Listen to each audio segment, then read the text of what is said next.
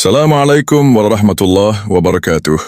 Saudaraku, pernahkah kau membayangkan bagaimana rasanya saat ruh ini terpisah dari tubuh? Pernahkah kau renungkan bagaimana detik-detik terakhir di dunia terasa? Apakah damai ataukah menyakitkan? Hari ini, mari kita menelusuri sebuah perjalanan yang pasti akan kita semua alami, kematian. Sebuah kata yang membuat dada sesak, yang membuat orang-orang beriman menangis dalam tahajudnya. Kematian adalah gerbang pertama menuju akhirat. Tapi bagaimana proses itu terjadi? Bagaimana rasanya? Siapa yang datang menjemput kita? Dan apa yang akan kita lihat di detik-detik terakhir hidup ini? Waktu itu akan datang. Tak ada yang bisa menundanya. Tak ada teknologi, kekuasaan, atau harta yang bisa membeli 1 detik tambahan ketika ajal menjemput. Ketika ajal sudah ditentukan, malaikat maut mulai mendekat. Ia turun dari langit dengan tugas suci, mencabut ruh.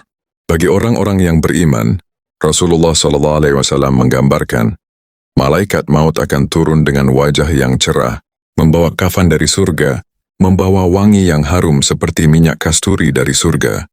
Mereka duduk di sekitar orang itu sejauh mata memandang, hingga kemudian datang malakul maut, malaikat pencabut nyawa, duduk di dekat kepalanya dan berkata, "Wahai jiwa yang tenang, keluarlah menuju ampunan dan keridaan dari Rabb-Mu." Maka roh itu keluar dari tubuh, bagaikan tetesan air dari mulut kendi. Tidak sakit, tidak menyiksa. Ia keluar dengan lembut karena selama hidupnya ia mencintai Rabb-Nya. Namun, bagi orang yang durhaka, Rasulullah bersabda, malaikat akan turun dengan wajah gelap dan suram. Mereka membawa kafan dari neraka. Pebusuk menyebar dari tubuh mereka. Dan ketika ruh orang kafir atau fasik dicabut, wahai jiwa yang kotor, keluarlah menuju murka dan kemarahan Allah. Ruh itu menolak keluar, ia lari menyebar ke seluruh tubuh, menggigit, menjerit. Maka malaikat pun mencabutnya seperti mencabut besi panas dari kapas, menyayat, merobek, menyakitkan, hingga seluruh tubuh terasa terbakar dari dalam. Sakaratul maut adalah rasa paling sakit yang pernah dirasakan manusia. Nabi SAW sendiri manusia paling mulia, ketika menjelang wafatnya pun berkata, sesungguhnya kematian itu mempunyai sakit yang luar biasa. Bayangkan rasa tubuhmu diremas, uratmu ditarik, jantungmu berhenti perlahan, dan nafasmu tersedak, mulut ingin bicara, tapi lidah berat. Mata ingin menangis, tapi tubuh mulai membeku. Inilah detik-detik terakhir.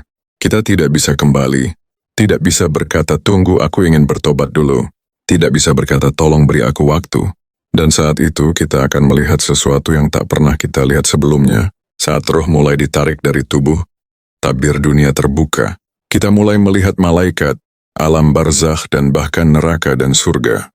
Bagi orang yang beriman, wajah-wajah malaikat bersinar. Mereka berkata, selamat datang wahai ruh yang suci.